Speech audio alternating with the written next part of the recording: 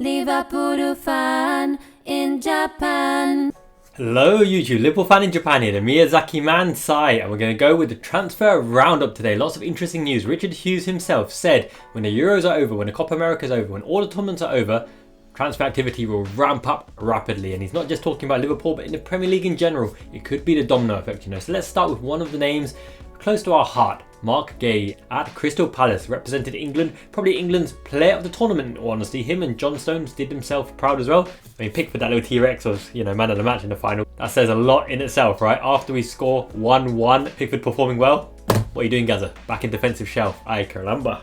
Anyway, speaking of success, congratulations to Alexis McAllister, Copa America winner. Commiserations, Lucho Diaz. He didn't quite play well in the final, but that match was delayed like over an hour, right? Because of fan troubles climbing in the ventilation systems. I don't want to see it. It's dangerous for everybody involved, including the people who tried to get in themselves. He had to rescue his family again. More of the kind of South American vibe. Protect your family first. Emotions running high. How can you play a game when you know your family's in danger? But congratulations to majestic Alexis McAllister, another winner, running the show again, playing in all midfield positions from 6 to 8 to 10, shining, an absolute shining light. He needs a well-deserved rest, by the way. So let's go with Marc Guehi, right? Crystal Palace are no mugs in the transfer window. Olise to Bayern Munich got their value's worth. Eberechi Eze, right? He's probably going to go, but he's going to get a high fee because they don't want to lose all their stars. Marc Guehi proved that on the world stage he can be an absolute rock as well. Solid, not dominant in the air, but very athletic. Very good at covering, very good at one-on-ones. Premier League proven as well. Going to cost a fortune. 60 to 70 million at least. But I tell you what, that's a premium, and the price you pay for homegrown talent that can fit the quota, right? Joe Gomez, Marc Guehi, John Stones, even Harold of Sir Maguire. These guys fit the quota, English, premium price tag on top, and probably in the long run worth it. Although Harry Maguire, that YouTube superstar, giving us many highlight compilation reels.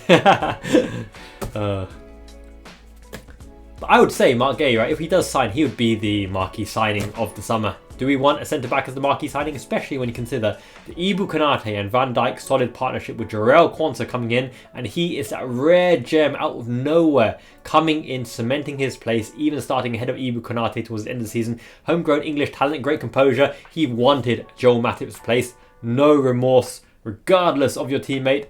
I want to stake my place. That mentality, he'll go far. Stalwart for the next 10 years. Obviously, the Anthony Gordon transfer kerfuffle. They wanted Jarell Quansah. What is smoking over there in Newcastle, St James's Park? Anyway, I digress just a little bit.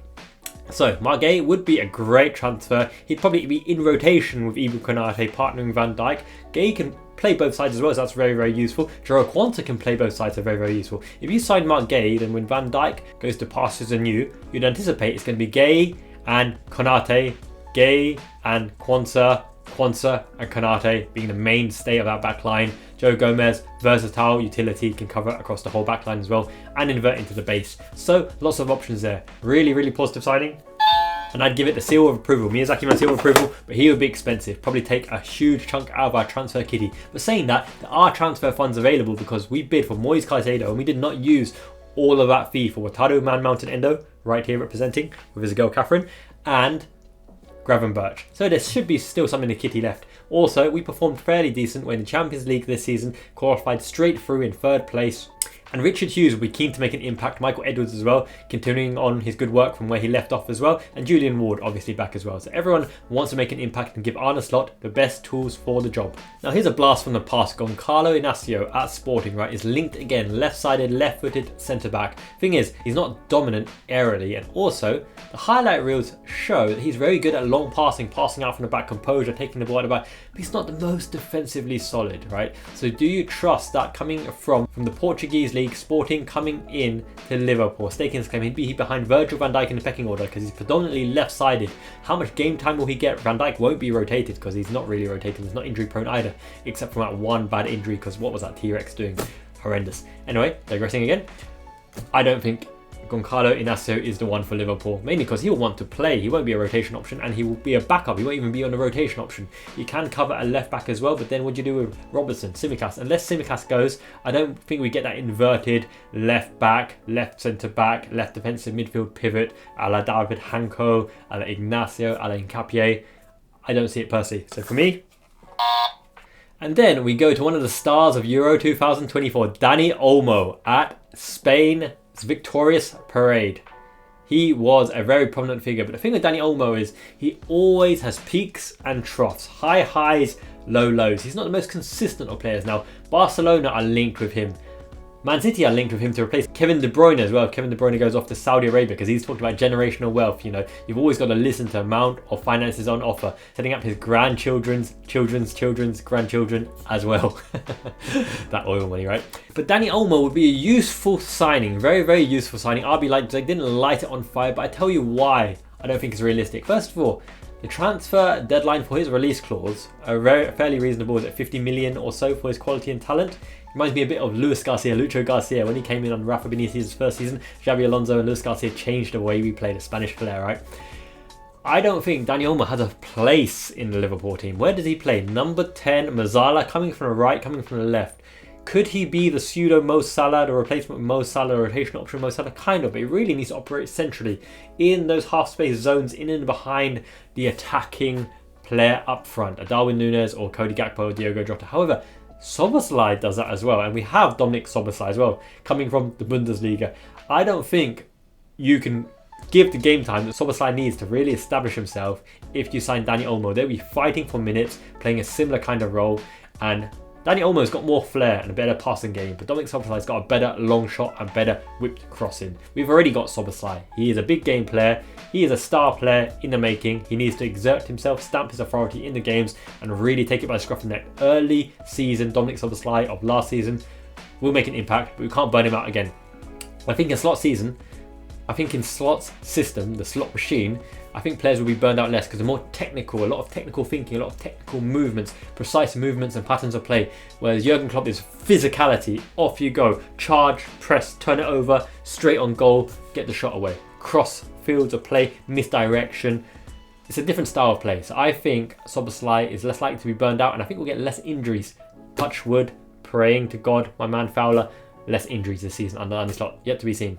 Now, Rio Ngumoha, right, 15 years old from the Chelsea Academy, one of the brightest talents, dare I say it, the brightest talent in his age group in the whole country. Chelsea were loath to lose this guy. They did not want to lose him at all, but ultimately there's no pathway through. Chelsea loan out the star players and then use them to cook the books, amortize the transfer fee over a period of time, 5 years for Enzo Fernandez, for example, 8 years even. I think they've extended it.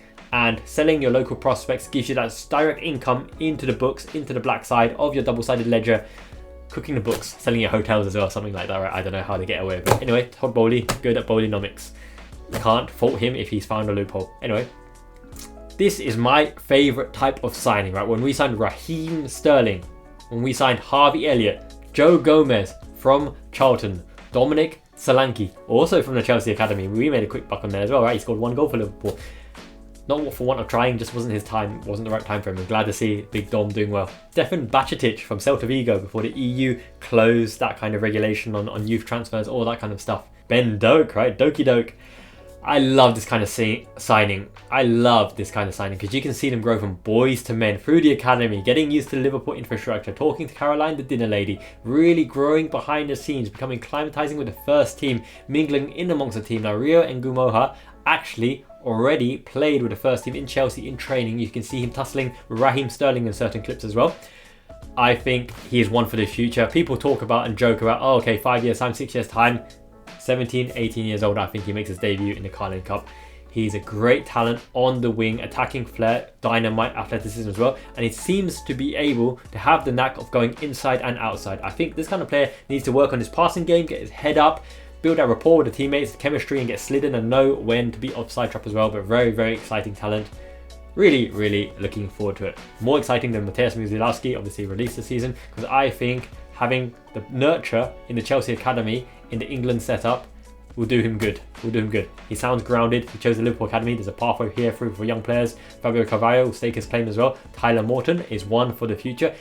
Coaches said he's outrageously talented, Tyler Morton, but he's got a challenge to either be in that rotation for the 6th position or be seen as more of an 8, because if you look at Hull's clips, he actually progresses and he's the pass before the goal, hopefully setting up Fabio Carvalho. But he really likes to press forward as well, and he is a dynamo who runs around the pitch, presses, and can dictate the play as well. A lot of talent. Hope he gets up to speed with physicality. He might need another loan out. Another player to look at is Bobby Clark. Now, in that Redmen TV interview, They highly rate Bobby Clark because he has something about him. He's got the temperament, he's got the mentality, and he's a well-rounded midfielder who could really battle and fight for his place. Could it be a Scott McTominay type of player? Filling the gaps on occasion, chipping in with a goal, chipping in with assists, working hard, keeping the game simple. I like that kind of player. You need that kind of player in your squad. I think Bobby Clark has a good chance to break through as well. And then the last one we're linked with is Mo Simakan, right? Mo Simakan for a really reasonable 45 million, okay?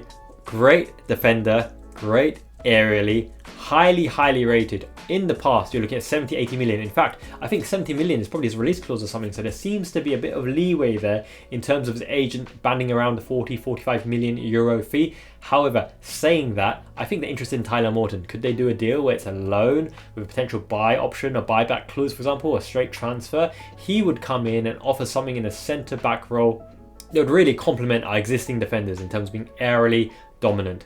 He is defence first and foremost, and it's always good to have another Mo in the ranks as well. However, is the interest concrete? Is it the agent running up the interest? I know, for example, a lot of these players already have links to other clubs. Dani Olmo to Man City, Dani Olmo to Barcelona. Barcelona working on Nico Williams. Nico Williams linked to Liverpool as well, trying to accelerate the transfer process. It's good to hear names being linked with Liverpool. After all, we're due transfer activity, and Richard Hughes did say the activity will ramp up as soon as the tournaments are over. Hey Richie boy, tournament's over, off you go, get on that phone son. And when one transfer comes, hopefully many transfers comes. In that case, I've got a perfect example, LFC bag rucksack right here. This is a bit of a chunky monkey in terms of a package. It's either a coat, a jumper, or lots of goodies. Let's open it up and find out. It is summertime here, so I'm showing the guns. Classic top, Carlsberg, opened it in last show. While I'm opening this up, make sure to smash the like button. Really helps the video get seen. Sometimes traditionally quiet, but I'm on my way to 5,000 subscribers, a big milestone. I do a huge giveaway for 5,000 and release a member video as well. So please support the channel. Comment below who you would like to see linked to Liverpool first and foremost in the media, and tier 1 links. We want the proper journalists giving us those solid links, not a final tap in merchant here we go type of thing, but a proper link. Who would you like to sign in amongst the names I already mentioned, or do you think we should stay clear?